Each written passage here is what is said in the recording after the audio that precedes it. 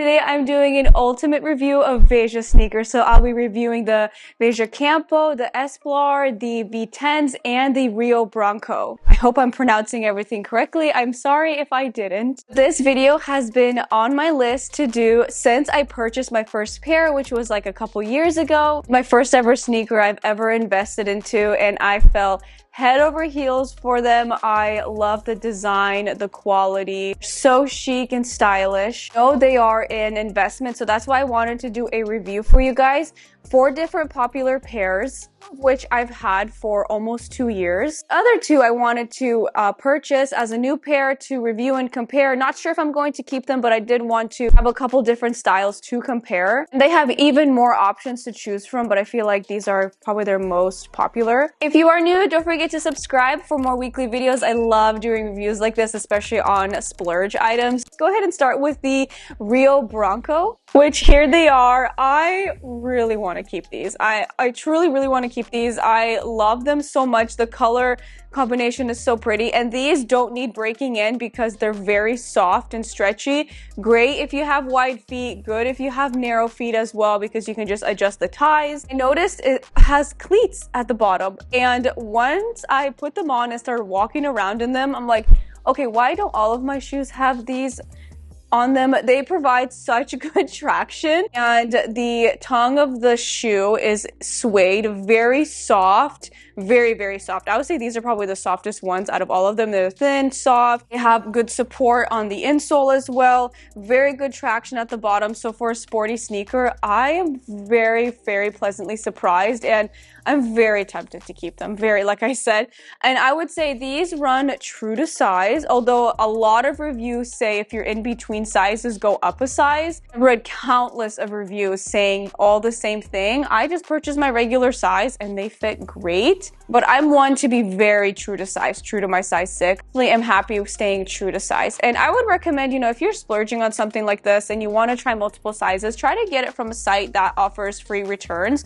So that way you can consider maybe ordering 2 sizes, your true size and your size up. So that way you can just compare and get a better fit that way, because these are an investment and it just sucked to settle for something. So this is genuine suede leather here, and I want to point out VEJA does real leather and faux leather. So always look at the description when you are purchasing sneakers from them, because the pricing is exactly the same. Keep that in mind, because I have one pair of sneakers here that is faux leather from VEJA. I will tell you which ones those are, but these ones that I purchased, the Rio Branco, these are genuine leather. I love these.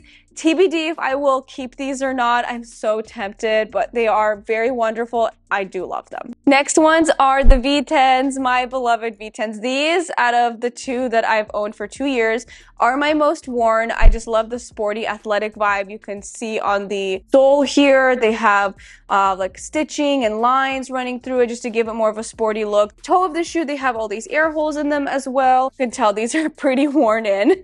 I probably should clean these, but I wear them so often, it's crazy. This one, I would say the tongue is thin. There are a lot of reviews complaining that it's pretty stiff. However, I have been wearing these so much that the tongue of the shoe actually softened over time, so it doesn't bother me at all.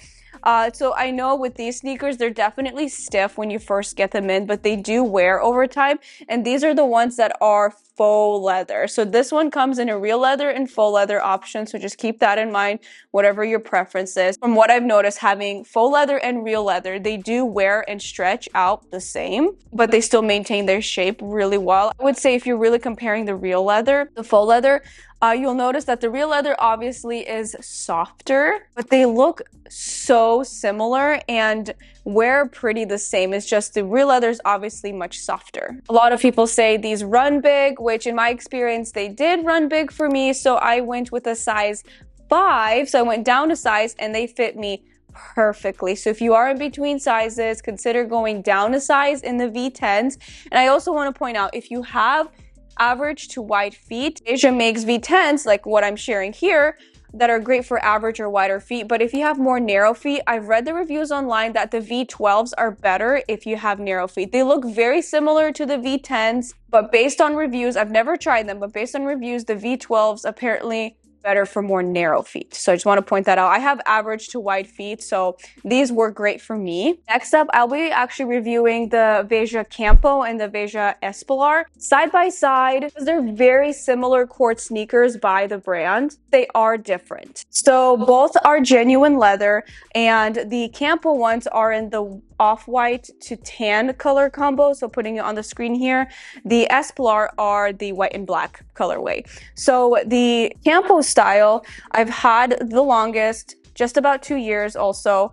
And first, I love the colorway, the off-white with the tan, just so stunning. I love the sole of the shoe, and then it's very comfy on the inside, and then with the tongue of the shoe, it has a little bit of a padding to it, so it's so comfortable and soft. And these were stiff when I got them in, but even with them being stiff, they didn't really need any breaking into, but they did wear and stretch over time, and they just hold their shape still really well. Very easy to clean, and really just such a great sneaker, especially for something that's so many different wardrobe pieces and comes in so many different colorways. VEJA Esplar, they obviously are new, so I can't give like my full detailed review because I just got them in, but just comparing the differences between the two. Tongue of the Esplar here, they are stiff. So this one will probably soften over time, since this one that I picked up are genuine leather, and that always softens and wears over time. I mean, just comparing the two sneakers here, they're both genuine leather. One I had for almost 2 years, the other one I just got. You can see the difference is that it does stretch out and wear over time and get softer, which personally I love because then the sneaker is even more comfortable. But on the inside of the sneaker, I would say maybe the Campos are a little bit more comfortable. They have a little bit more padding into them. That also could be they just got softer over time. Then the biggest difference I noticed between the two sneakers is the platform. So putting them side by side here, my beloved Campo have a higher platform and the Esplar are more flat. So it obviously depends on personal preference, but me being petite, I love a good platform shoe. Campo style is the reason why I landed on this one, because I loved the platform. I love the thicker sole. It just looked really cool and up to date and kind of modern, and also gave me a little bit of extra height. And both of these are true to size. I got them in my true size 6. Everything is in my true size 6 except for the V10s. Those I did go down a size, and I almost never go down a size in shoes. I'm very, very true to size 6. So that was very surprising. I had to go down a size in those. That's why I always emphasize that. These, I stay true to size. They're absolutely perfect, and I love them. I mean, they are super similar. I mean, if you look at them side by side, they are very, very similar. But the biggest thing for me is the platform. I know everybody looks for different things as far as sneakers, but that's the biggest thing for me. The Campo style has the higher platform, which for me is great as a petite, and I think it just looks a little bit more elevated. So for anyone that is interested in investing into VEJA sneakers, I really hope this was a helpful, detailed review for you guys. I know they are such an investment for a sneaker. I truly love it. I think they just really completed my wardrobe and just really elevated my style. So for me, they're worth it. I have everything linked down below so you guys can check it out for yourself. I'll try to link it from several different retailers also, because again, they do go in and out of stock. Some colors go in and out of stock all the time. And then I'll try to make sure I'm looking for places that have free returns, because that's a big deal when you're investing into a very expensive shoe. This video, big thumbs up if you did enjoy it. Subscribe if you're new. Share this video with others that are considering investing into VEJA sneakers. And again, thank you so much for watching. I really hope this was helpful, and I'll see you in my next video. Bye!